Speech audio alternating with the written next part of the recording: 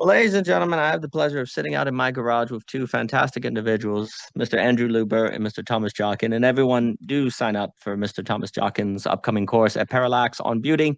His conversation with Mr. Andrew Sweeney was absolutely outstanding and a work of art and just a extraordinary, elegant exposition on a topic of extraordinary importance for our day and moment. So everyone sign up for Mr. Jockin's class. So we are gathered this evening to discuss a topic that we have been talking about that I just happen to think is at the center of, the most critical and pressing metaphysical and philosophical concerns of our moment. And we have called it root and rhizome. Uh, this this edition of our series on the topic, we have the lovely pleasant presence edition of Mr. Andrew Luber, whose work on story and theme has added something to our world that has been desperately needed to help people actually know what a friggin' story is, which you would think after thousands of years we would know. We don't. But fortunately, we are taking massive strides forward thanks to Mr. Lubert's work with Alex. But Mr. Luber, I think you had some questions that on root and rhizome, and we were just going to start with you asking those questions. Yeah, totally. Thanks for having me and the kind words. And it's always a pleasure to be with my two friends. And yeah, I'm just gonna kick it off because, like, I've been following your conversation, and obviously the Deleuze point is that it begins with multiplicity, right? But the thing that people basically say is like, what do I do with this?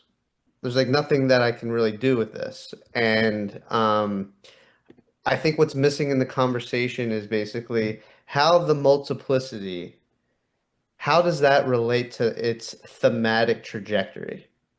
And what I mean by that is, um, and I'm going to relate it to analogian. I think I'm saying it right. Um, but basically, thematic trajectory meaning, um, because of our finite position as it relates to the the multiplicity, we always come to a death point, an end point, where the multiplicity as such is then received by um, others who witness that death, right? And how it's initially received from a literary standpoint is always a tragedy or comedy. Like, and what I mean by tragedy and comedy is not like it's a shame that society has kind of moved comedy to a description of a journey and not necessarily the existential status of the story as a whole. I'm talking about comedy in the sense of the classic Aristotelian way where you go from good fortune to bad, I mean, you go from bad fortune to good fortune, which would be a comedy, and a tragedy would be good fortune to bad fortune, right? Um, so basically what I'm wondering about is the relation between the multiplicity and its demarcation of of and it being demarcated by death, and what's revealed in that demarcation of death is a comedy or tragedy. Now, what's also revealed at that death is the analogian.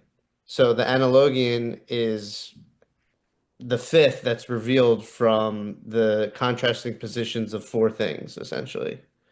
Um, and a good story, or you can use this analogy, a good life. And when I say good life, I just mean a life has the properties, if you will, of these contrasting four positions. It's not even positions, but four different Jock, and I forget the word you used. I can't say it, but it's like the Gates. anagates. Yes, thank you, thank you. It has four different anagates, and these anagates basically are within the unfolding of the multiplicity, to me, are the demarcation points of the fact that there is a multiplicity at play. Um, so just to reiterate, it's the analogian is the fifth that reveals the four. The multiplicity is seen by how the four comes together. And the moment the four comes together reveals not only the analogian, but also this existential status of the analogian being a comedy or tragedy. So I want to kind of scaffold out how to understand the roots being this multiplicity and using the literary tool of comedy and tragedy to help basically know what to do with Deleuze, essentially. Kind of solving that question that I hear a lot. Do you have any? That's basically my spiel. So sorry if I'm a little all over the place, but I just wanted to see if you guys have any questions or if it was clear what I'm saying. Well, if I were to start, so first it gets all fun because I suppose the first move would be a Deleuzian, and we're going to be talking more, I'm going to say the costly Deleuzian or the Deleuze that is going to not be the cheap, problematic Deleuze. So I suppose the first thing is the Deleuzian would not like the phrase come together. Because when you say come together, that suggests that you are reducing multiplicity. And you are saying that it is not truly multiple because if it could come together, then there was some sort of similarity that was in violation of the multiplicity, which could be very problematic. So, but then of course, how do you not have chaos? Right? Like this is always the $1 million problem because you have to have, and it makes me think of Leibniz and other people that we've described, is the problem that Deleuze has is trying to figure out how to have a multiplicity that is in no way whatsoever exchangeable.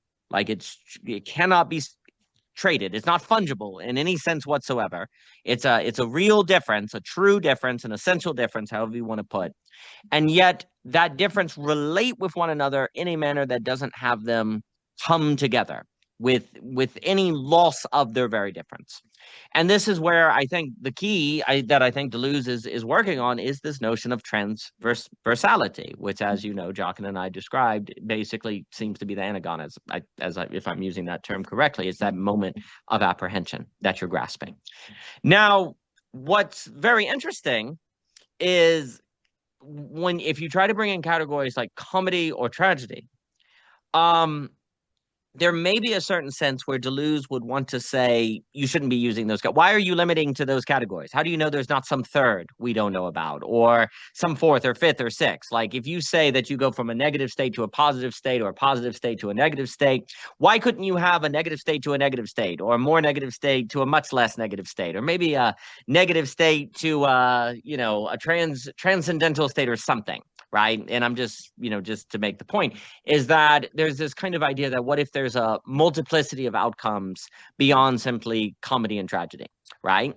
And of course, the counter to that would probably be, well, what would that be? I don't even know what you're talking about at that point, right? And the idea is, this is where I think Deleuze, and maybe I'm incorrect with this, instead of talking about comedy and tragedy, they would instead just want to talk about the event. Like, can there be an event? Which, of course, is a loaded phrase in modern philosophy, and many people mean different things by that. Badiou, Zizek, etc. Right? And of course Heidegger. But as I understand Deleuze, instead of comedy and tragedy, I think he would basically want to almost have this, and this is where it does get interesting, and I'm not 100% sure, and I would never claim world expertise on Deleuze like a Terence Blake or someone like that. So everything I'm saying could be completely wrong. But I guess what it would almost seem to me is that Deleuze would be far more interested in living a life in such a manner that doesn't collapse multiplicity, because to the degree you do so, the possibility of an event is greater. And that is almost the comedy. Like that, like the bad state, I suppose, would be collapsing multiplicity, and the movement to a good state, the comedia in this sense, would be learning not to collapse multiplicity, which would be actually meeting the conditional possibility for an event, for something truly new to occur, like the possibility of something truly new.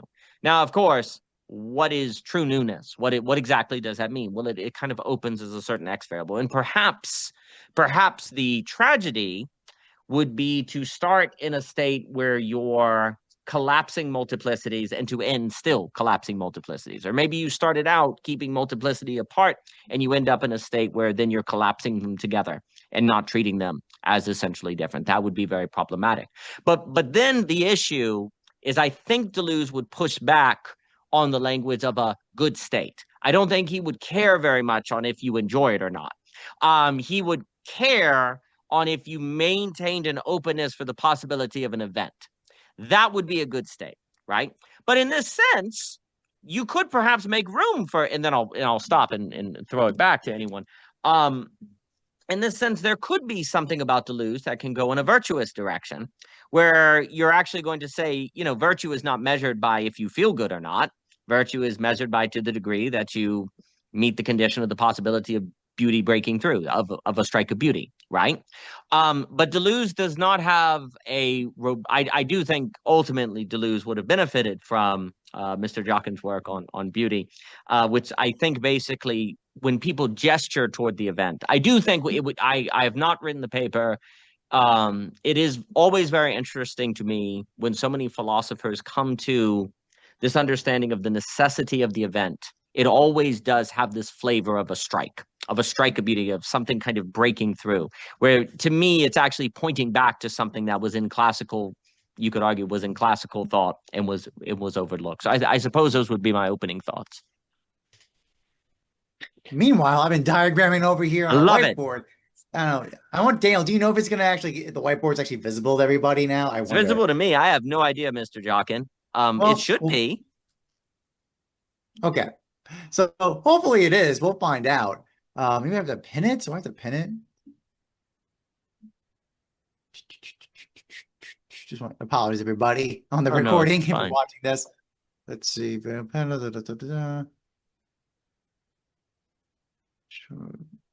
Content. But take your time, Jockin. I'll just edit it. It doesn't matter. No, I know. I appreciate it. Okay. I'm going to make an assumption that my screen is showing it. So we're going to work with this. We'll be okay. Sounds good. All right, cool. Okay. Yeah. So when Luber was talking about using the anagate and the anagon, the way I kind of thought about it is how to articulate this is to use the classical basic. When Luber's talking about the anagates being the four terms, let's consider this as the character, right? And then comedies when from the starting position, the character's at a better position. And then when tragedy formally is defined as when the character is at a worse condition, right? So either ascent or descent. Now, what's interesting about this is that technically these are just events, right? That have that linkages the story as yellow line, as an example. Now, here's the thing. Formally, the way this works is in an anagates related to an anagon is that what you do is, so A is the B as C is the D. There's a relationship. But what you can do is basically a transversion by linking these two together. Basically, your extremes to your medians can be combined together. So what ends up happening is now A is the D, formally as B as in C. So what Luber's pointing out is that this relationship, especially, this is actually very important. If you notice, now A has been now paired with tragedy while it's still part of the comedy relationship form. Meanwhile, comedy has now been associated with the beginning of a tragedy. So this allows for this was called, I've been calling this counterfactual play of different possibilities. So the multiplicity Luber is talking about, part of the storytelling activity, in my understanding, which reveals in a new reality, like the anagate in this case, the anagon, basically what gets drawn out as the fifth term from these relationships in this case is the relationship of the character. That's what's happened here. In terms of either its tragedy or its comedy conclusion in the end, It's the relationship to the other aspects. Now, obviously, I think Daniel's comments about why comedy, and also the comment of what do you mean by better. I think if anything, this proves basically this is Deleuzian, this is the Rhizomean mode in terms of which good, which one, in what way, and in the same event can be interpreted as a comedy or tragedy. Was the divorce of your parents a comedy or a tragedy? Were you better for this or worse for this? Some ways better, some ways worse. It depends. That is a stake of storytelling to make a call about which way you stand on it. So, in my point of view, when I'm hearing from Luber about this, is what storytelling does is because it's not necessarily about this hard split of comedy and tragedy per se. It's more about the formal positionality of these events related to each other and pairing them together in memory that allow for an apprehension of the full kaleidoscopic multiplicity of the human person over time. That's my read. I mean, that's the way you're kind of working with Dan Luber's talking about. Yeah, I mean, absolutely, like that is exactly what I'm saying. So like what well, let me just clarify real quick for people that are listening that when I mean like comedy, it's like it could be a comedy and the main character dies. Like I'm speaking like thematically a comedy, thematically a tragedy, which means what the character was essentially lacking in virtue for yeah, what the character's lacking in virtue, they don't lack at the end of the story. And that could mean something bad happening to them, but that actually, in a certain sense, doesn't really hold like something bad happening to them would in a comedy would only kind of bring out the fact that they're actually not that they have I want to say like not moved on, but have grown where they have become more virtuous. They become better in character. And the bad thing happening only brings that out more. And in that sense, it could be a comedy. Um, so I think formally speaking, like you're absolutely right. Go ahead, Jockin. Well, not interrupt, but so Luber, do you ever see the movie Superbad? Yeah. I feel like it's an example of it. I know I'm calling my age on this one because I say this because so the characters got what they wanted, but they realized also they were losing something very important. Yeah. Because the whole point, to kind of summarize the conclusion, is they realized, oh, we got the girls, but because it was a typical 2000s boy movie, but the point is they actually, what they really valued was the friendship of them in high school that they're going to lose because they're growing up. So you get this double move so it's actually a very mature storytelling in my point of view because they got what they were desiring, but they realized they're going to be losing something they value even more. Yeah. Absolutely. Uh, Totally. I mean, that's a great example. That's a great example. So I think like Actually, pause. One more. No, isn't actually, and actually, again, the fool's actually the one that succeeds. I like this because the fool, no, McLovin mhm, was the one again in the typical 2000 movie. He was actually the one to get laid. Like everybody right, else didn't get laid, so they actually right. failed at the mission. In But terms he of didn't like what have the their intention. value. He didn't have the Yes, friend value. So it's like yes, he got the ontic goal, if you will, of just like, yeah, just getting the girl, but the substantive goal is never right, realized by McLovin because it's never even a potential, really. Right. yeah. Yeah, no, absolutely. Absolutely. So I just think uh So actually, Bill, your point, that's actually an example. Superbad's a point of a comedy tragedy combo at the same time. yeah, Because you again, that's the point. You characters were actually better off than they were in the beginning. Like they were satiated what they were lacking in one sense, but they lost something and they had the classical recognition of what they lost at the end. Mm-hmm. But it was also Yeah. affirmed because they had that really heart to heart moment. Mm-hmm. That's what makes it a comedy, though. Yes. Like that, like the ability to have that heart-to-heart moment of recognition of what is lost, to me would make it a comedy. Where a tragedy, it's like that situation gets cut off. Like something tragic happens, and there's no awareness. I mean, there's no expression of with the other in the tragedy that they're aware of the elements of it being The a only thing tragedy. I'm a little hesitant on is I feel like that's true. That'd be true if they stopped the movie there, but they didn't Mhm. stop it there. They stopped it at the mall like the next Yeah. day, right? Where they get their girlfriends, right? And there's this moment where like they look back at each other and one of them's looking at going on the escalator, right? Hmm. Like it's like that's what I mean. Like that feels very tragedy. Like they really recognize what's being lost. Uh, so that's the only part I have a little tension about in terms of No, like calling that I a comedy. I get that, but it's from the perspective of like a mutual understanding of growth. Hmm. Where like in a tragedy, the that scenario of a mutual understanding of growth doesn't seem like something tragic happened. So it's like there is no it's there's maybe an internal understanding of the lack of the ability to grow because it's too late, and that's why it's tragic. But that type of situation where it's like your two friends are saying goodbye, it's sad, but they understand that it's necessary to grow up.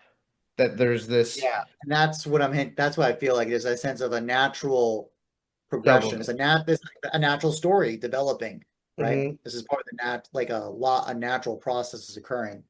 Yeah, to totally. So I guess because we're able to talk about it like this, like like to use super bad, like the multiplicity of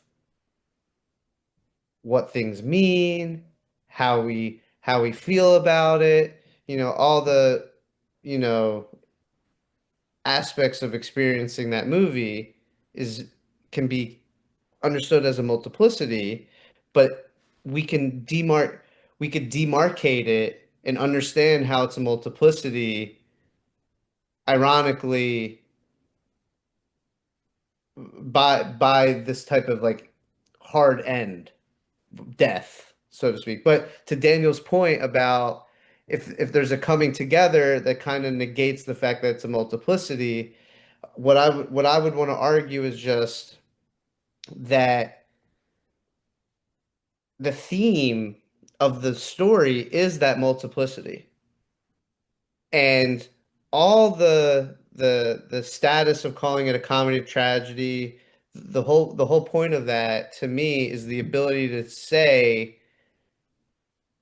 I'm getting a sense of the theme. I'm getting a sense of the multiplicity.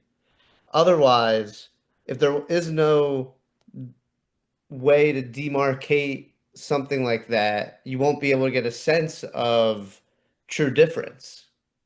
You won't be able to get a sense of true sameness. You won't be able to get a sense of the fact that there is a multiplicity at hand. Like the multiplicity is still describing a certain containment from the finite position. Like we're not just saying multiplicity in a vacuum. It's always from our human perspective, and we're mortal. Um, and the story kind of the logic of storytelling of thematization as such is is a byproduct of the finite um, capturing of a multiplicity.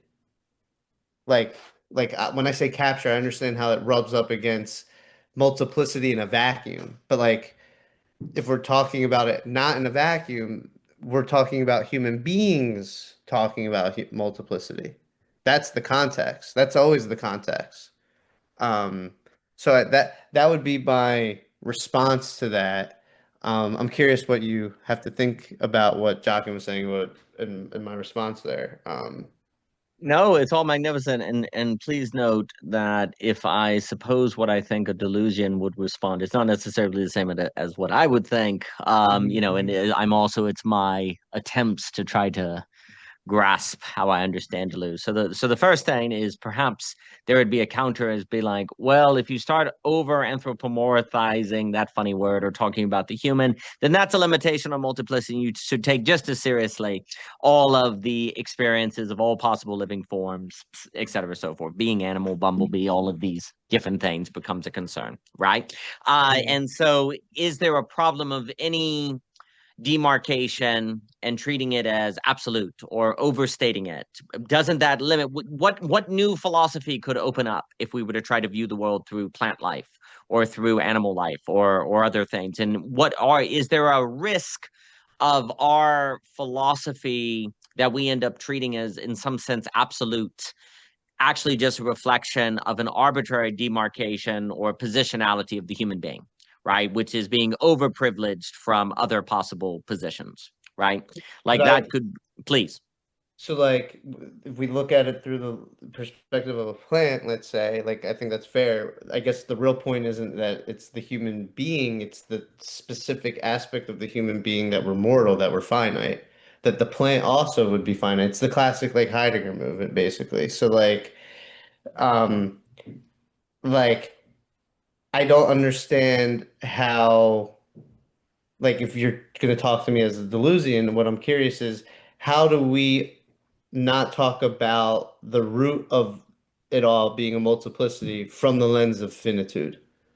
Like, how do we not do that? Like, how else are you talking about it is what I'm curious. And then if we're talking about it from finitude in that way, to me, that's when, you know, the best way to do it without anthropomorphizing it and just making it about the human is to kind of put it in this like context of a story.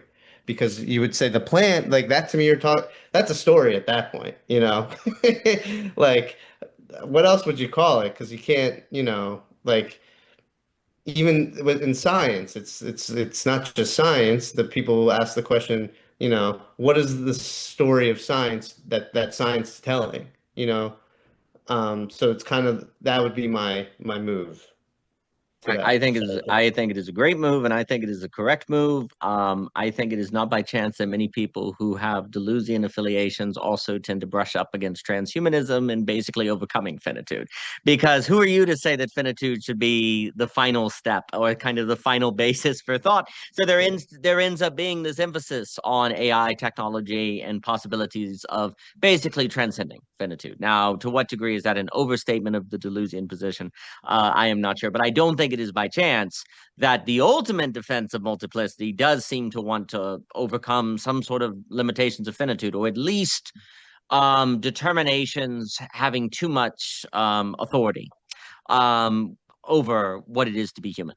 Like we actually would, and look, there are many people who are Deleuzian who literally say, for example, will identify with being an insect, or they'll identify with being a different animal, because all of that is a kind of rage against determination, because determination and finitude we can kind of put together. So there's a kind of campaign in Deleuzianism, or cheap Deleuze. I'm not sure if Deleuze himself would agree with this. I think the later Deleuze becomes different, as I understand it. But there's this kind of campaign against determination, a campaign against finitude, and to accept defeat this early, to go on and say we need to be defining, taking finitude seriously would be to give up. And who are you to close? Because then you're closing the future, aren't you? Aren't you closing the future early? Who you were to say? So you see how it becomes all kind of a self-feeding justification. That again kind of depends on a certain deus ex machina, a certain event. Everyone has a kind of something will occur that will actually unveil that limit was not such a limit after all, or the limit can be tarried with, or we can have freedom from it in different ways. Now, I think also though, some other things you were saying, but I'll throw it to Jockin. I think, yeah, I mean, ultimately, if we're thinking super bad, which I remember that movie as well because 90s, 2000s and on. if I were to call it, so there's an existential change that occurs, right? And as I understand how you were defining comedy, like it's a comedy because at the very least, there's a recognition of a value. There's a recognition that something important was here, right? And maybe it's lost at the end, but it would be a tragedy if they had something important that they didn't ever realize was important. Like they walked away from it and then never realized it was there. So the existential change is a kind of awakening. There's a kind of if I use that language, there's a kind of awakening where a comedy has an awakening and a tragedy does not. Like there's a certain recognition that this is important, that this is valuable. Now, why? Now, of course, the question is, why is it valuable? Is it because it's good, or is it beautiful, etc.? But there's a certain recognition, a certain awakening, I guess is the term I'm using here. I do basically, I agree with you. I personally strongly agree. If we associate that existential change as well with the kind of grasping of the anagon, this kind of apprehension, that is, I think, the only way you maintain multiplicity without collapsing and yet make it intelligible, like we've talked about in the series, the transversal. And I think Deleuze himself basically understood that. Like that's why he moved in this direction of emphasizing the transversality, this thing that can arise between simultaneous sequences, biological, physics, all these different multiplicities that are operating at the same time, and then bam, something emerges. In the same way with what Jockin drew, when you see all of those together, then bam, you can kind of see something. There was no collapsing of tragedy into comedy. Like they maintained their distinction. It was in the maintaining of their distinction that actually we were to grasp character relationality as kind of what arises between them all, right? So there was no sort of making tragedy equal comedy in the fifth. Like we did not put an equal sign between them. We held them together and grasped something in holding them together, right? That is the move I strongly think Deleuze needs. As we've already said, and unfortunately, in Difference and Repetition, he defines analogy as one of the dreadful epistemologies of representation that is part of the new totalitarianism of the 20th century. And I think Jockin is correct that it's Kantian. But let me pause and throw it to Jockin. Yeah, I mean, I agree with everything Daniel's saying. The only thing is, I think also Luber, what you're talking about. See, if you notice in my diagram, I had this black line. Like that black line is death. Yeah, that's what to kind of build your story, your point, what you're talking about from the beginning of this recording. Yeah, death is that forcing encounter where everything now gets held together, right? Where the anagates can be referenced and compared and held together. That's when death is. All right, so I just said death is based. To repeat, death is the ground in which stops the continuation of the story. That's what stops it.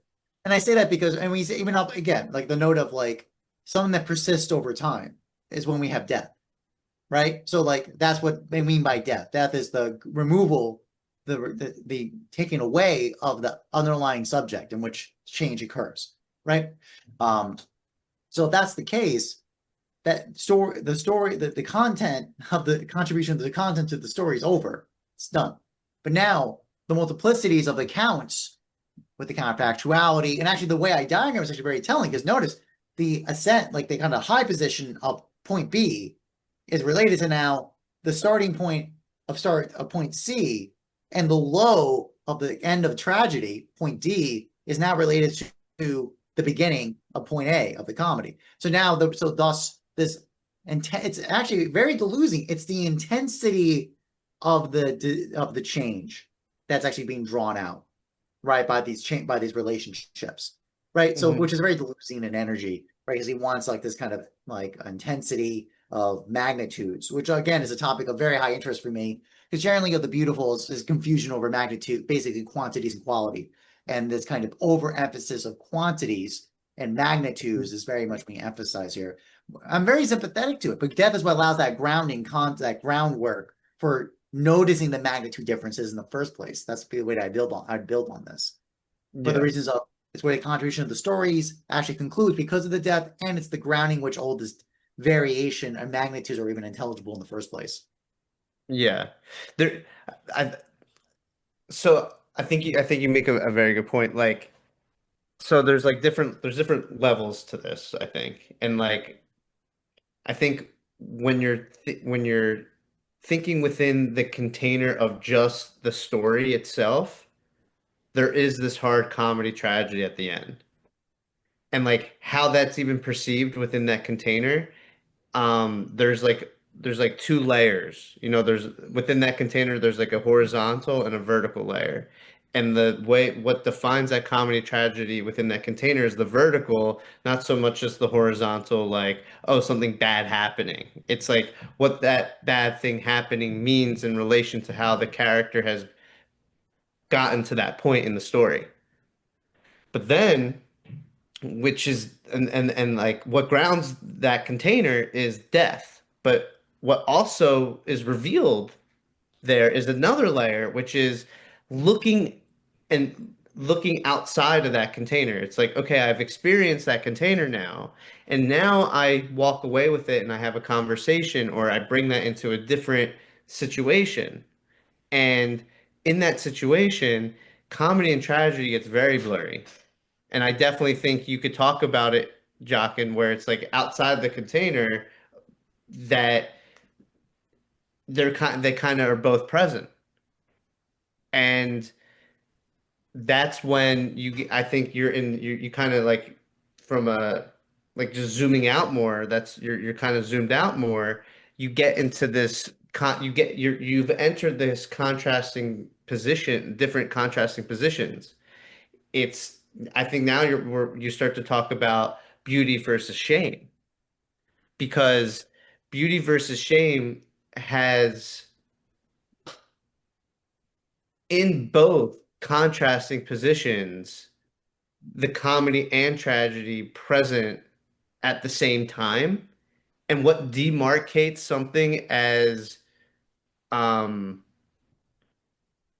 beautiful or shameful isn't whether it's a comedy or tragedy, because what's so interesting about that level when you're operating under that contrast of beauty and shame, it's actually a new starting point.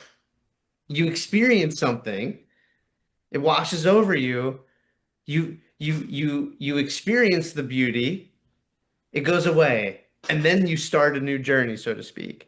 But it's very similar with shame, right? Something happens and it's like you bring the shame with you into the next experience. So what's really interesting is in a funny way, the story from the artist's standpoint started with the contrast of beauty and shame, and they bring that into the creation of their story, into their experience of the story. But then the story itself is contained and understood and grounded by death, right? It presents these hard demarcations of tragedy and comedy within the story itself. But then when you experience the story and you walk away from it, you kind of start back over with where the artist started, essentially, which is dealing with that contrast of beauty and shame. At the end of the day, because whenever there's like a concrete like unfolding experience that's grounded by death, and you're kind of just like witnessing that experience, like that is almost post. It's like this weird, and this is where I'm starting to think about Desmond and the metaxis, where it's like it's this weird between space where it's like it's the beginning, it's the end, it's also in between the beginning and end, because uh the artist doesn't necessarily start with a contained story. They start with the beginning of just experiencing the contrast of beauty and shame. Then they create a story. Then the container of that story is grounded by death. Death happens, and that triggers one to then be involved, participate, like gravity. This dichotomy of beauty and this contrasting positions of beauty and shame. Maybe contrasting positions isn't the best way to say it, but um, yeah, I just think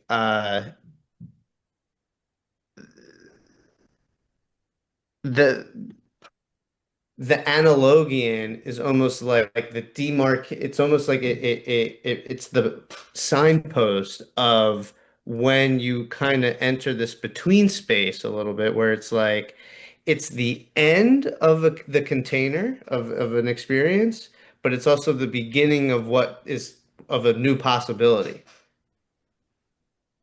And ironically, what happened before that experience was that analogian that triggered, in a certain sense, that new possibility being the story, and then that story gets experienced, it dies, and then an analogian is revealed, creating the possibility of something new to happen. And then that process kind of would happen again, it seems like, from my perspective right now. Um, so yeah, I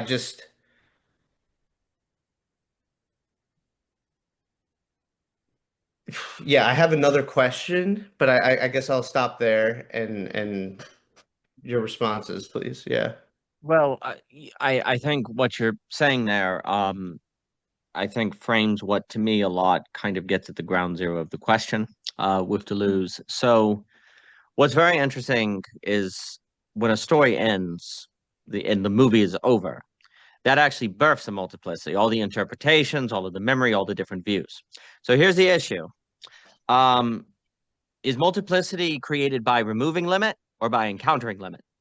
I think it is created by encountering limit. So this is the key. Whereas you can, in some Deleuzian thinking, think basically it's finitude or multiplicity in a certain sense, actually, because finitude means that there's splitting, there's division, and so multiplicity, in a way, is always kind of overcoming finitude. Actually, it's intensifying, and there are ways that it does it. It intensifies finitude until it changes. You get events, you get Bard will talk about transcendental emergentism and different things like that, right? So in a certain way, multiplicity can be seen as this kind of intensification of finitude until it emerges to something else. And in that sense, finitude is not a limit in a certain way. Like if finitude can always kind of be overcome, then in a way it is not a limit. It's just kind of an appearance of a limit.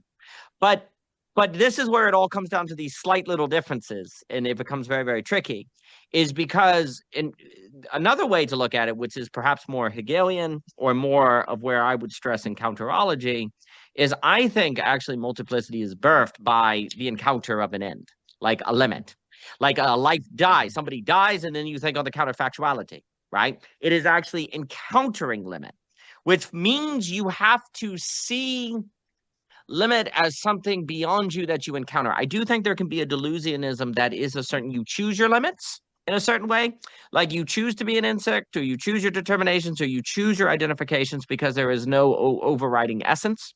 So you can kind of choose what determines you, but in that sense, it's not determining you, right? It's more of expressing you. And there is something about Deleuze that has a kind of, well, cheap Deleuze, that has a kind of expressionism. You have an essential difference that you express, and your determinations are really just things you have chosen to express your essence, right? And that the idea could be, if everyone were to do that, we'd have a real multiplicity, because people would not socially conform, they would not take on social categories. Like, we would have much more expression of differences, because people would not simply be identifying themselves with the zeitgeist and things like that. There may be a way which, if one wants to say there's a right behavior in Deleuze, that the ethic is to not hold any category or thought too tightly, like to hold everything loosely, like to not let it capture you. Like they have that essay, Societies of Capture, and there's a way in which the problem is having ideas not things you play with, in a way, because they become there's a kind of playfulness in certain, and especially in their later work. And the problem is, like, people have held ideas in a way that are too tight, and therefore the ideas capture them, and then this goes on. This has political consequences in fascism and totalitarianism and so on. So they want a kind of playfulness with ideas, right? But here's the question. Okay, how do you have a playful relation with determination, finitude, and limit? How do you do it, right? Do you view it as a kind of creative canvas that you can overcome, right? Like, because you can just see determination as an expression, or do you think that the play and creativity with limit has to come after the encounter, in the encounter, slamming up against it and therefore saying, no, determination is not, it's real, using that Lacanian sense. It's not just something that expresses an essential difference. It is actually something that has authority over you. It is something that you can encounter. Death is real. You can't just, like, there is, sometimes you'll see, in my opinion, sometimes you'll see with more Deleuzian people an odd relationship with death, where they almost like, it's, yeah, you die and that's it. They like almost brush it off, right? Like they don't really acknowledge it, because death, I think, has, if you take it very seriously, this kind of, no, limit is something you encounter. There is a determination you have to encounter, right? But in a cheap Deleuzianism, that can be a threat to multiplicity, right? Where actually, I think then what you fear is what comes unto you. Actually, no, you get a fuller multiplicity in the taking seriously death and actually honoring it and seeing that is something over you. Likewise, the story ends and that births a million more stories, and a tons of it inspires people, and it goes from there, right? And so the question, I think, becomes actually, this is, I guess I would say, this is what I think has kind of ironically occurred with Deleuzianism, is that the cheap Deleuze that seems very popular becomes a multiplicity that is not based on an encounter with limitation, but basically an overcoming of limitation by seeing it as more an expression of an essential difference. It's a determination, but it's more expressive. And that is seen as honoring of multiplicity or unleashing multiplicity. When actually the truth is, encountering limit and ending a story and acknowledging finitude births multiplicity. It erupts, and it's somewhat like, Mr. Ebert will talk about saturation and how this kind of births things, right? I think in that actual way, what ends up, and then of course, if we're talking apprehension, the argument would be the likelihood of the transversality of the apprehension of the news of occurring is that you must have for multiplicity not to be chaos. So that's kind of the claim, like the apprehension, and I know we've used different terms, but the apprehension, the transversality, the claim is without that, multiplicity is chaos, right? The second claim I will make is that is impossible unless you encounter limit. So I want Deleuzianism to be an encounterology, not just flow. Like there's a lot of talk on flow. There's a lot of talk on magnitude and different things. Well, flow is different from encounter, and yet encounter entails flow. It's these all slight little differences, right? And basically, I don't think you can get the transversality unless you have an encounter with limit. So there's a negativity that has to be there. And then, of course, the question becomes, how do you handle that negativity? Well, you'll require virtue. It'll require courage. But here's the problem. Deleuzian thought has perhaps eroded away the possibility of conversation about virtue in the emphasis on multiplicity and not having anything binding you, of which without that, you're not going to be prepared for the encountering of limitation needed. So there's a birthing of multiplicity.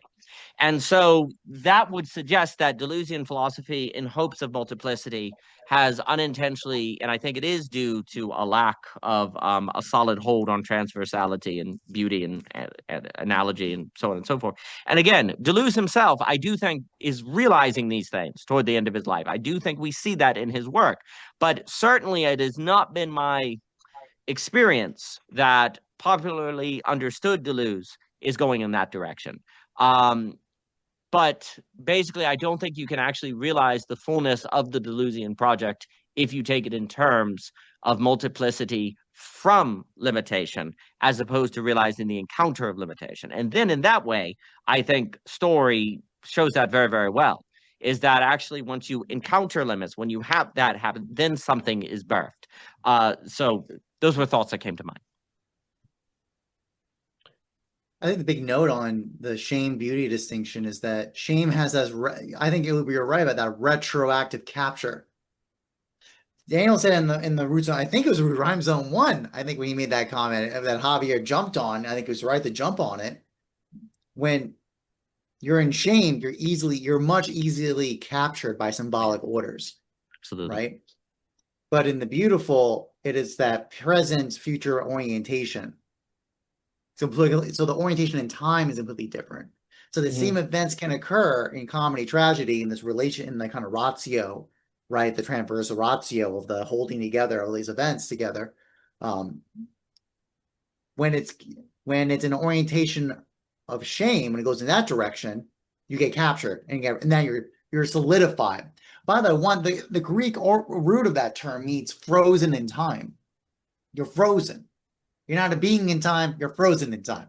Because now you're stuck in shame. And then you're stuck in a symbolic order capture in relationship to that, which tend to have also then all that power, the horrendous rendering of the symbolic order that you're now a shameful person. Like, and everything comes operated on that. You don't have access to beauty. That's exactly the point. That's actually why it's a contrary. That's why in the Greek, it's not ugliness is the opposite of beauty. It's shame. This is the reason why, because of this point. You're frozen in time and you're stuck. So that's actually very sympathetic actually to Deleuze in this point, because that's what Deleuze is trying to save us from. Exactly. The problem doesn't have the categories to try to talk this through to see what we're getting at, this playful relation, which is the whole point. Beauty gives you access to that, but shame doesn't. But it's in those same, it is that critical moment of the absolute choice, shout out to Daniel, where the same events can occur and the orientation decides everything. It really does. In terms of, is this a lack or is this a nothing?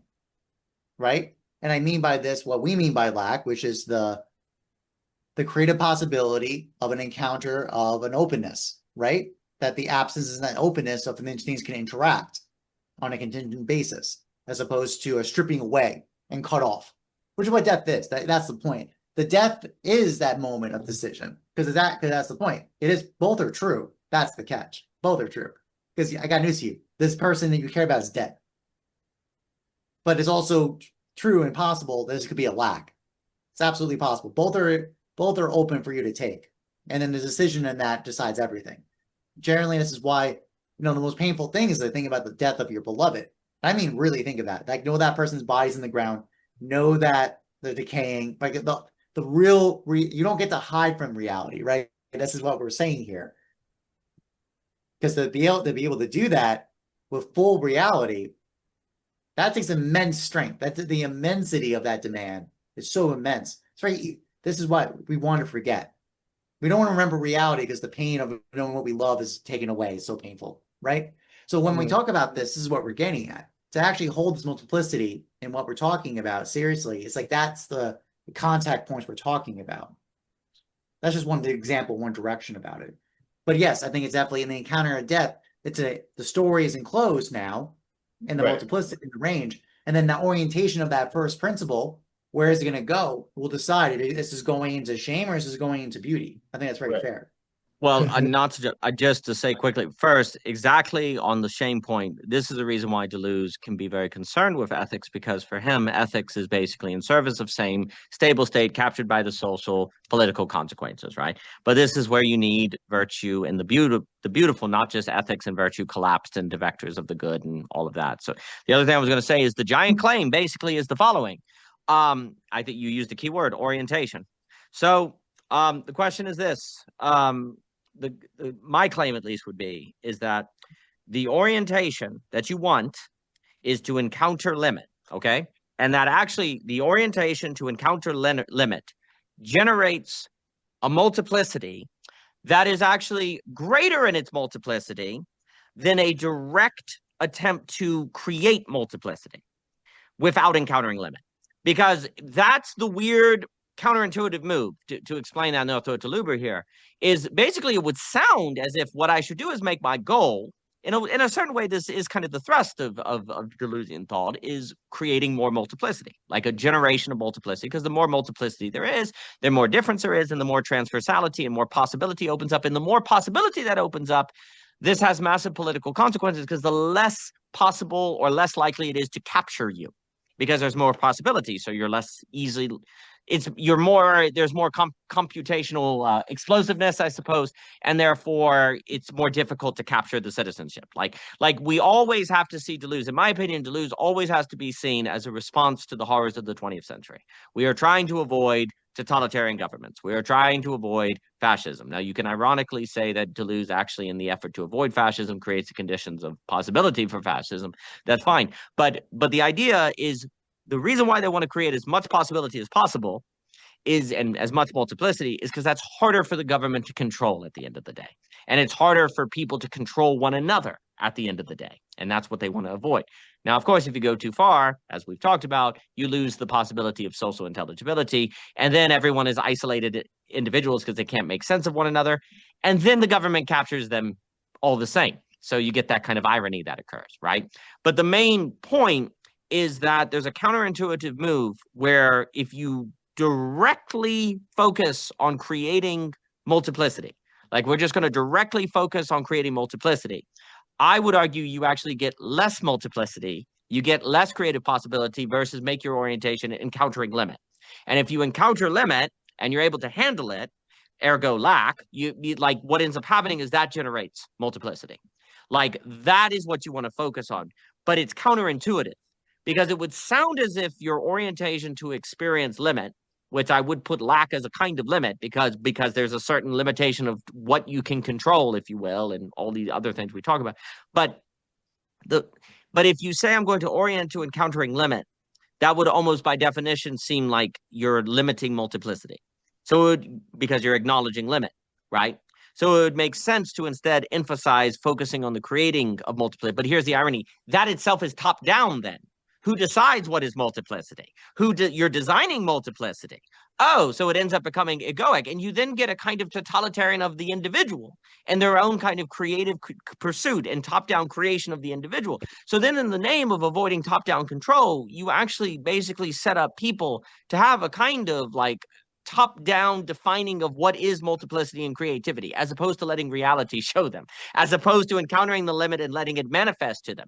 But that's why it becomes so important to believe that reality is determinate and real, because if you don't do that, then you don't believe there's a reality that can unveil to you what multiplicity is, unveil to you what can kind of manifest. And then in the name of thus creating multiplicity, you set yourself up to make it, as opposed to, I suppose, co-labor with it. And that actually, you will never be as creative in that orientation as you would be if you were encounter limit and let the world unveil itself in its fullness. So that's kind of the ironic tension that is at play here. But I'll stop and throw it to Luber. Yeah, that was good. A question that is coming to my mind is, are we talking about encountering the limit, or are we talking about really encountering the boundary? Like, because it seems like you can make the case that the death component of experience is actually encountering the boundary of what an experience is, which makes you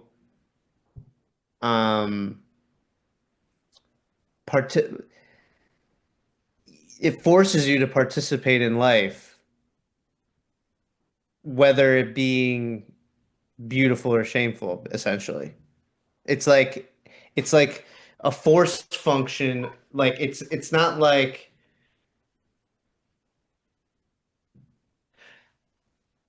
I want to table that question, that point real quick. I mean, if you have something to say to that, please. Well, I mean, I would just say that there's a weird thing, again, if I'm looking at Hegel, where a limit you encounter is also kind of a limit you overcome. Because once you've encountered it, you note it. So there's a kind of, it moves to a kind of boundary. It like a limit opens things up. That's kind of the weird move. So like you're saying, it's not a limit in the sense of it cannot be experienced. It's precisely in the encountering of a limit that then opens up a new kind of boundary condition in that sense. Like it opens up a new horizon. Right. And I was just going to comment, one of the words from Greek and from Symposium is horizon. So the horizon of the beautiful, for example, is actually the language used by Diotima. And what I would say is that in a kind of psychoanalytical move is you can only open up a new horizon that in a sense you don't experience as a new horizon, but a limit. Like it's too much for you. It demands too much of you. Like that's where this beauty has this weird move of saying you can't handle me. But then that actually is what opens up new horizons you can handle, right? So that's the tricky move. Is I don't think you can get a Deleuzian multiplicity that is actually creative and can open events and all the things we've described, unless you really you don't experience it as something fun, or something that's a horizon. Like it has to have a demand on you. And so you experience it as a limit, but when you encounter it, that's when all the things like beauty providing a grace or courage, all these things kind of appear. They emerge. It becomes in the event of the encounter that as a whole opens up horizons. But you have to encounter something that has a limit on you. And it has a demand on you. And you must be careful to have a doctrine of essential difference that makes it impossible for something to have a demand on you, because then in the name of multiplicity and creative possibility, you're not going to get those. Right. No, I agree with that. This is making me think about, and bear with me for a sec, but basically miracles, the concept of miracles. Specifically, the question that's coming to my mind is like, what are miracles really concerned with? And the reason why I have that question, I think the reason why that question kind of just like had me in this moment is that it seems like a miracle happens when when we're dealing with post experience in a certain sense. Like we're finished the story. I watched someone else's life, let's say, right? Um, and when I have a miracle, it's only because I have, in a certain sense, death. I'm at home with death.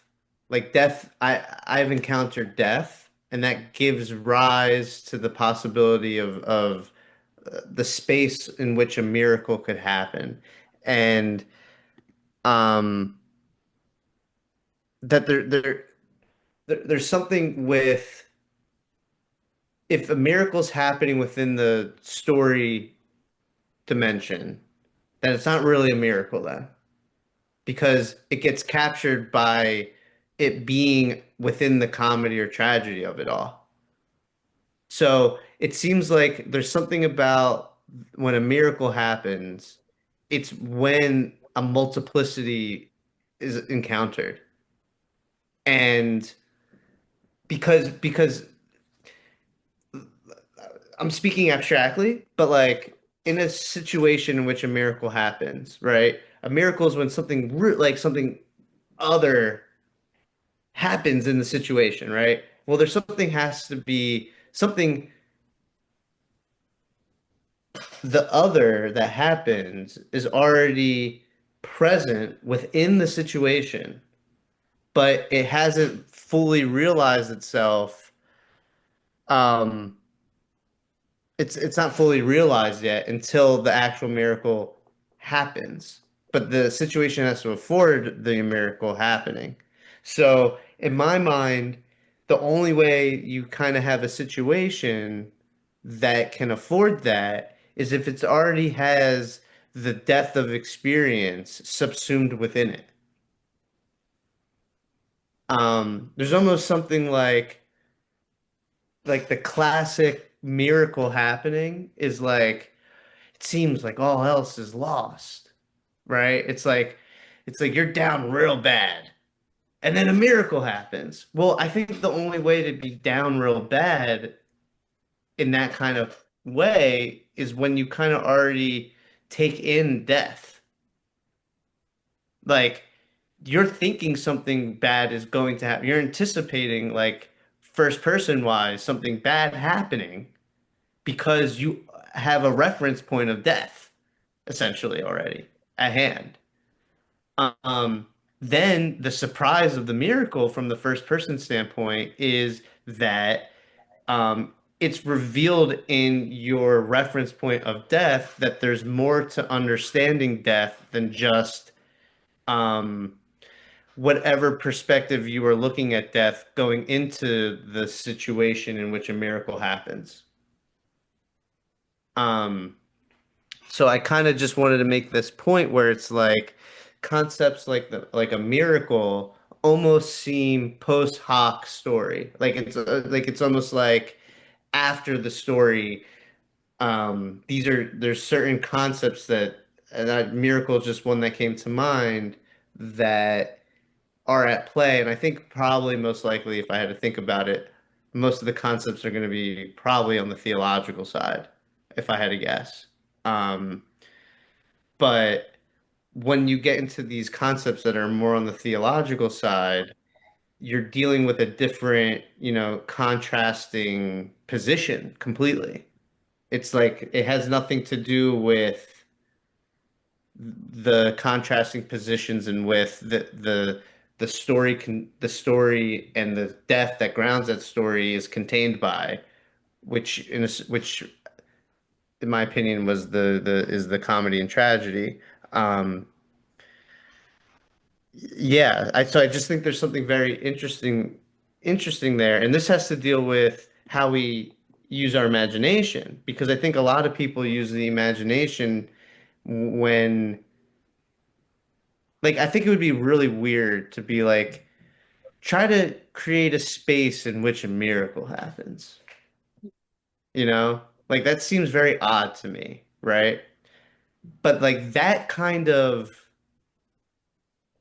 proposition is exactly the kind of proposition we should be taking on, because because we are now dealing with a space where the contrasting positions um that are impregnated in that space is beauty and shame, not more of these horizontal contrasting positions. And I think a lot of the energy and focus of where our imagination is within this like horizontal realm where the story is happening. And I think it gets really confusing to me personally, where I think of like vertical causation with Wolfgang Smith, and I think about like the difference between vertical and horizontal, where it's like within the story container, you kind of have this vertical and horizontal at play, where it's like, oh, comedy, tragedy, comedy, when something good happens. No, no, it's not as simple as that. Like horizontally speaking, you're right. But vertically speaking, within the perspective of the story, there's this vertical dimension of how it relates, like their state, how their decision relates to their prior decisions, like specifically the inciting incident position. I mean, inciting incident choice. Um, where because you have to relate it to that, and you have to think about basically how it changes, you can argue that's vertical. But then there's like this other, I want to call it more vertical. I don't even know really what to call it, but it's like when the death happens, there is no like um you're not dealing with vertical in the same way. You're not dealing with horizontal in the same way. It's more kaleidoscopy. Um uh I'm not really sure what to call it, but I'm trying to make that distinction where like miracles I just don't see how miracle, like the concept of a miracle, would relate to the horizontal or to the vertical in the sense of what's contained within the story. Um, so I think there's something interesting there, and that's where imagination needs to be focused, so we can kind of break out of, um, I mean, dead patterns, basically. But yeah, did that make sense? Yeah, okay. Well, I will say, I mean, the reason I wrote an essay on counterfactual grace is talking about one aspect of it. I think that post hoc revelation of expectation being violated, I think that absolutely is in play, right? When I think of it that way. Um, Now I'm going to go down theology, a theological perspective. Generally, one of the formal definition of a miracle is when the laws of nature are inverted, right? So we thought it was expected that this outcome will come, this event will occur from this event, like this presence, but but it doesn't happen.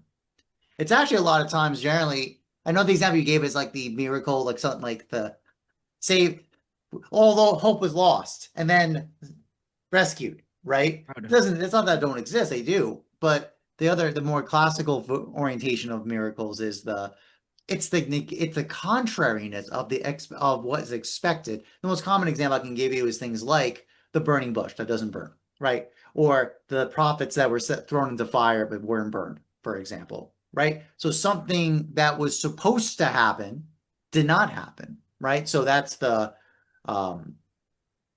like kind of a formal quality of miracles is that.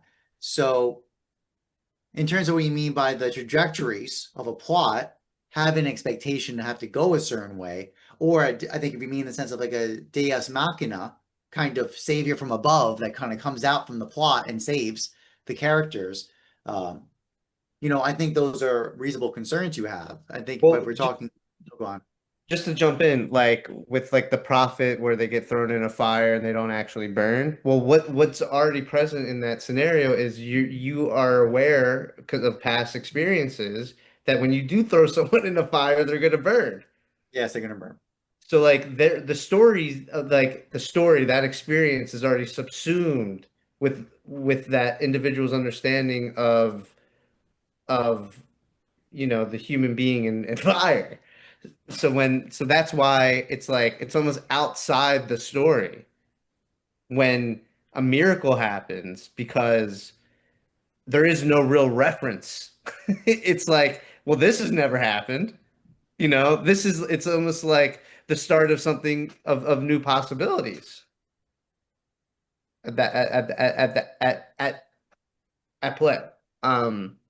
Sorry, I just wanted to clarify what I was saying with your help with what you were saying. Another example: Jesus walks on water. His disciples try to get on the water, and they go fall right into the water. Right. So it's like you can imagine if you can imagine whenever nature gets inverted like that, it's a very queer experience. The feeling should be one of absolute kind of uneasy terror. Because then, wait a minute, the entire boundaries in which I thought my world was oriented around are now being violated in a very clear, distinct way. So just to build on that point, that's when we mean by it's outside the story of expectation in a more general sense. Is this the kind of these kind of terrifying moments of wait a minute, my expectations are now being completely inverted, and now what does this mean? Like that's the next step. It's like, oh my God, the fire should burn us, but it didn't. The fire didn't burn the bush. In fact, light came out of the damn thing. Like a whole voice came out of that thing. What? People are walking on water, right? People coming out. I mean, Islam is a very fun hadith slash commentary, like a mentioning of it in the Quran. Our prophet split the moon in half and put it back together. I mean, come on. You see that kind of stuff, you're like, what is going on?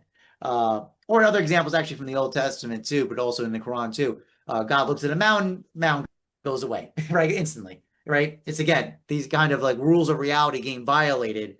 The actual call is almost like, what does this mean? So that's actually, I think, a very thematic, imaginative orientation.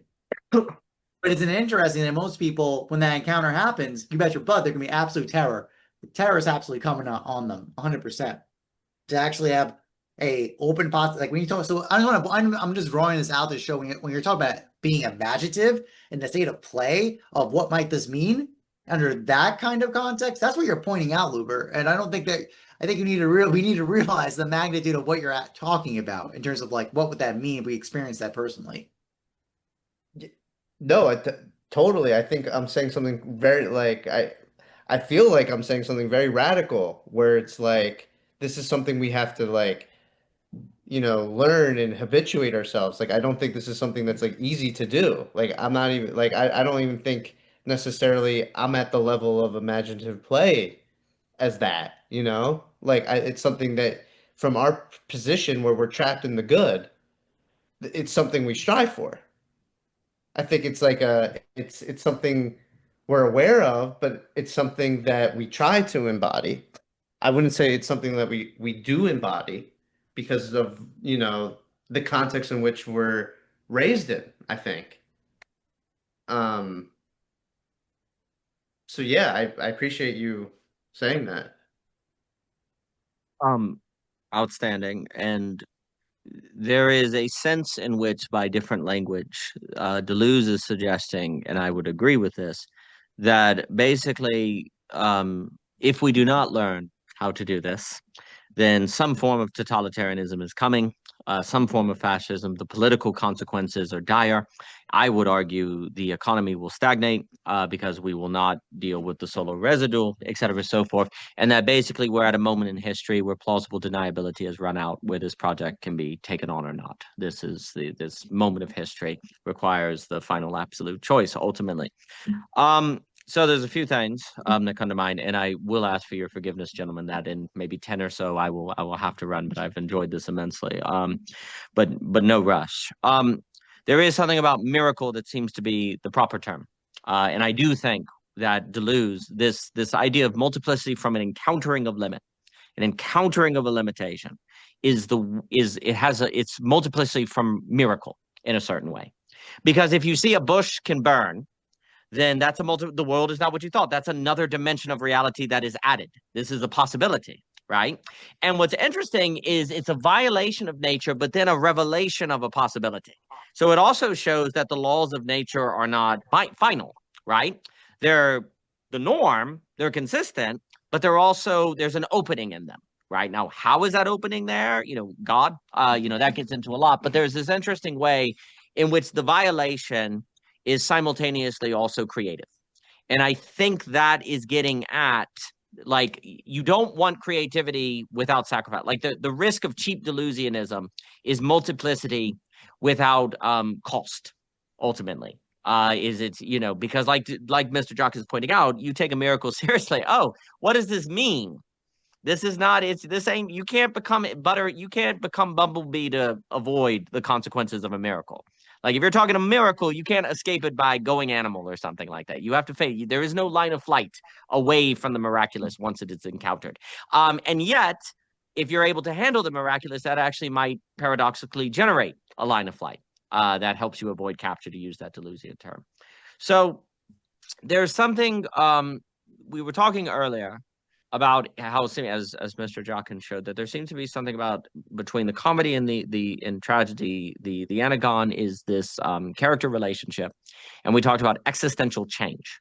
That there's a kind of if you grant that phrase, there's an existential change, and there's a certain sense in which I want to say a comedy is where the existential change occurs. Like you had something valuable and you didn't know it was valuable, and you come to recognize it was valuable and you value it. So even if you kind of lose it because you get older, you've existentially changed because you valued something valuable. I'm just using the language of value right here. You didn't know it was valuable, but now you do, and you value it. And that means there was a change in you.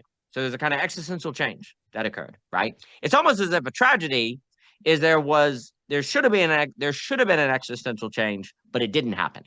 Or it didn't happen in time, right? Like you had something valuable, you never gained the ability to see that it was valuable, and you lost it, right? And like you didn't see the thing was there. So the existential change did not occur, or the existential change went in the direction of a worse state, right? You get to the place where something valuable you come to treat as if it's not valuable. But it is interesting to think that there is an existential change that seems to be at the heart of it. So the question is, does a miracle constitute an existential change? And if so, does a miracle unveil to you you were in a story and you didn't know it?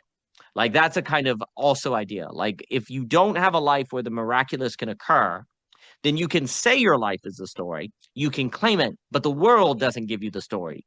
It's top down and versus appear versus manifest, right? And that means if you need your story for you to be in it and therefore defined by it and to live by it, the story needs to be something you are in, not something you create so much, right? So what ends up happening is what you have to do is create the conditions of possibility for the miracle, which is creating the conditions of possibility for finding yourself in a story versus deciding you're in a story. Because if you decide you're in a story, then it becomes egoic and problematic, and you're going to leave out details. But if you have the miraculous occur, which means there's an existential change, which means you're in the conditionality of a story, well, then you're in a story. And as opposed to making a story. And ironically, if you make a story, then you're not in it. So you want to be in it. The miracle is what makes you in a story. Like in this sense, I think basically the human life is such that the only way to be in a story is to encounter the miraculous. But the question, of course, what does it mean to encounter the miraculous? I do think there is, so, a few things for me. There is certainly something to be said about witnessing a burning bush, that then is a revelation of the miraculous, and it simultaneously unveils that it is possible. It means that I associate the miraculous moment with a feeling of this is possible in life. This is possible. This kind of radical thisness. Like, I didn't know this was possible, where a bush could burn. I didn't know this could happen. There's a kind of this is in life, right? Which, of course, that changes the entire world you're in. Like, if a single miracle occurs, miracles can occur, and every possible moment is different now, right? There's a kind of change of the whole that happens, right? For me, if we're talking about making miracles, which I do think gets into space making and geopadia and things we've described in the conditions of possibility for the strike of beauty, it is an experience that you have where things that you've consistently experienced suddenly gain a new quality. Like, let's say you've done the dishes 1,000 times. The law of nature, the consistency is this is boring. This is robotic. This is something you just get through. Or conversations are mostly small talk and you go through the scripts. Like, most people's lives have a kind of law of nature to it, a kind of consistency, right? And most people try to deal with that consistency by doing something new, right? But that's not miraculous in a way. What would be miraculous is if the thing you did consistently had a new quality, like it erupted with life, if it was suddenly, well, beautiful. So that becomes a miraculous as opposed to doing something new, because you get midlife 40, you get a midlife crisis and you do something different. And that's how you're going to deal with the problem of consistency. No, because that's where you're making your story. You see, like you're just making a story for yourself as opposed to finding yourself in a story. But if you live in such a way, and I think this gets into virtue, friendship, and beauty, and then I'll stop. What you're doing is creating the conditions of possibility for the consistency that you are already experiencing to explode with life, and thus unveil to you that you were in a story. That you are in a story, not making a story, not creating a story, not just kind of arbitrarily putting it together, which would be the acts of the ego, but you're in it. And that's because it affords you have this experience of existential change. You now know that this geopadia, this is possible in life. With beauty, you say, this is possible in life. This thing that you've done that, I mean, Michelle and I, with season 2, we've been talking all about this kind of explosion of the mysterious energy, attention, the non-rational, like all of these things are experiences that show you that this is possible in life. This kind of energy that comes out is possible in life. This is possible in life. And that is the only way you get multiplicity that is actually not cheap. That this all adds a multiplicity because it adds texture. Like multiplicity that doesn't translate into a kind of texture, a kind of higher quality, becomes just spurious. But when you have that miraculous happen, then it turns out that coffee cup in front of you or this thing you've been doing every day, it entailed a multiplicity you didn't see. It entailed the counterfactuality that you didn't see. It had all of these dimensions, all this life in it that you didn't experience, and it's there. But the argument I would say, and then I'll stop. The argument I would say is that experience of the multiplicity that is akin to the miraculous as this kind of opening up of a horizon is not found from doing something new, or doing something new, going off or whatever. It is and therefore denying limitation, but it is found in actually encountering and owning your determinations of your life and encountering them in a new way, bringing virtue to them, bringing friendship to them, bringing an intentionality where they can be a space where something new can strike you. This is the work that I think Deleuze should lead us toward. But I do think we need to bring it together with the beautiful. But those were thoughts. The only note I'll add in is the heuristic of surprise. Yes. That's probably one that, because Luber likes formalization. So I think the clearest formalization we can give for this is an discussion of surprise, right? That in mutual information, there is no, actually think formally, when there's mutual information of exact overlap, there is no information. There is no information. It's all background, right? The figure ground gestalt of difference gets generated from surprise. And what Daniel's saying is that basically finding the surprise in the encounter of the partial object of everything around you, right? Shout out to our great episodes about this in the past, with the explosion of life, because exactly Every life is actually. I talked about this with Sweeney. This whole point is that everyone thinks the infinite is a gigantic, far away thing. God's this far away thing. God's the closest thing. God is right here on your neck. Like there's a line from the Quran about this. God is closer than your artery is to you. That's how close God is. So what if God is the infinite? What does that mean then in this context? In this context, the most infinite thing right in front of you. The most intimate is actually the explosion of the infinity right there in front of you. And this is classic Greek understanding. Basically, everything that's continuous is infinite in potency, not in actuality. That's what God is. But in terms of potencies, everything's infinite because it's continuous. You can constantly keep dividing it, right, or keep creating multiplicity out of it, right? So that's the point. That's why when I hear Daniel talking like this, that's how I take it. To not see things as these dead known objects under fixed accounts, but seeing them as partial objects that have an excess always hiding and abiding in them, that in the beautiful you actually get encounters with. And the most intimate, closest thing in the world, not this great awe, like not this great far away thing that obliterates you in disproportion necessarily. And I would just add quickly, I associate the miracle also with that moment where you actually believe that and see it and experience it. Like where you actually do experience things as these partial objects that have this infinity to it. Like you actually feel infinity as this intimacy, not just an idea. Like there's something about the miraculous moment that entails an actual lived experience of what you just said. And how does that happen? Like, how do you actually, it hits you? These things are partial objects. Like these things actually are full of life. Like they have a multiplicity in their definitiveness. Like the miraculous moment is tied to actually experiencing the world that way. And when you actually experience the world that way, and then you carry the memory of that, you then work and train and try to cultivate yourself to keep that alive and to keep that going. And then that's kind of the story. That is the story. That is the story.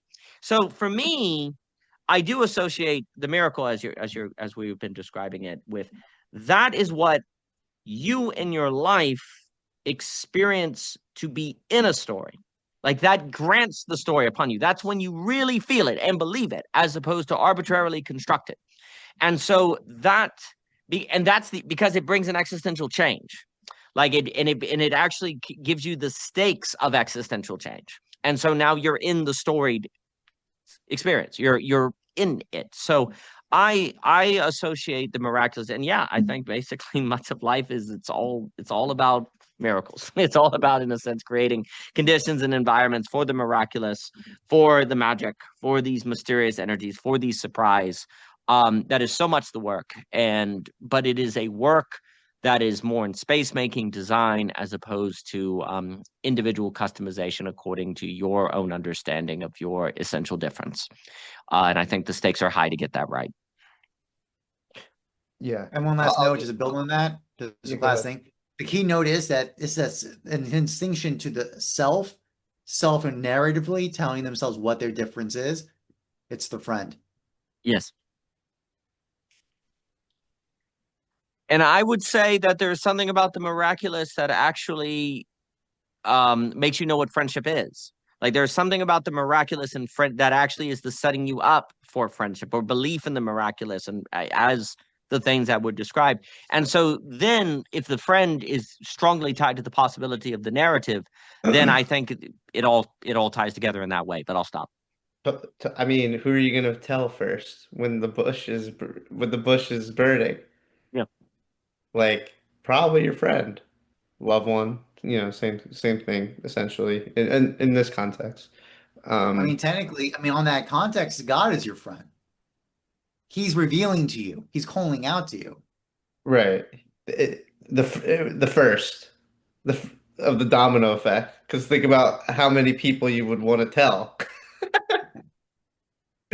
Right? I think I'll just say I think death is the force function for friendship. So like even with the burning bush example, how you thought nature worked ain't how it works. And that happens with scientific discoveries, you know, like obviously the burning bush is an extreme example, but like, you know, in at least in the scientific community, it's like when there's a new discovery, there's new conversations. There's fr people friendships grow. They are continually in that state of becoming because of these new discoveries. Because how they thought it worked isn't how it worked. And like um yeah, I just think it's when you get to the most meta level of it, when death is already sublated into your relationships in your life, like being towards death in the Heideggerian sense, that's what I mean by sublated. Um, you're not dealing with, you know, contrasts like good or bad. You're not dealing with um you're dealing with a different contrast. You're dealing with the beauty shame contrast because none of those, everything that's happening to you, right? All the particular little details that are happening under the beauty shame contest, not one of them can be, um, like at least I gotta think about it more on the shame side, but for the beauty side, it's like not one of them is simply this is the beauty. You can't point to it and just definitively say that's it and that's beautiful and it's calcified right there. Where the other contrasting positions where it's like, especially like comedy and tragedy, you could point to and be like, yeah, that's a plot point for it being a tragedy. So it's just like a totally different mode, and it's almost like you kind of have to go through um that first mode of the contrasting positions being, you know, whatever they are that's not beauty and shame, where you're able to point to things and they're totally solidified as that thing, and it means that thing means is directly that contrasting position. You kind of have to go through that, and then a more mature, I would say a older position in a certain sense is this like shame beautiful one because it's just more geometric. It's just more zoomed out in a way, and ironically at the same time is more particularized because those more particularized moments are they don't they're not absolute, Right. and that's why they're more particular. It's something that changes and morphs as you bring them with you in life. Um, but yeah, I'll stop there. I mean, I think that's very well put. And I guess the last thing I'll say, and forgive me for having to run, gentlemen, I have enjoyed speaking with you as always. There is something about if you're afraid of death, you'll lose your friendships. Like you won't have friends because something will occur where, you know, that will you'll exit. You'll leave because maybe your reputation could get hurt or your self-image or how other people see you. Like there's something about the inability to face death because I think facing death, then you go from there. You say, well, what about status? You know, you could actually argue you need to face your death. Like losing status can be harder sometimes than dying for people, right? But all of these kind of actually on a gradient, and so many people don't have friends because they haven't gone through the entire death of the ego. And you know, people will be friends for 5 years and something happens and then they hate each other, right? This happens all the time. The best of things invert. So there's something about the facing of death which cultivates courage that keeps the best of things from inverting into the worst of things, as Mr. Illich said. And I think friendship is that space where you're playing with that danger. And people, rather than have that danger, will just not have friends. But then if you don't have friends, excuse me, and there's something about friendship that actually is tied to the miraculous. I actually think they are kind of strong. They're actually kind of tied together in different ways. Um, then you cannot have beauty. You can't have it. So I think death is important, but I'll stop with that. been Always a pleasure. And thank you. And again, everyone sign up for Mr. Thomas Jockin's course that is coming up at Parallax. And we're fortunate to have that in the world.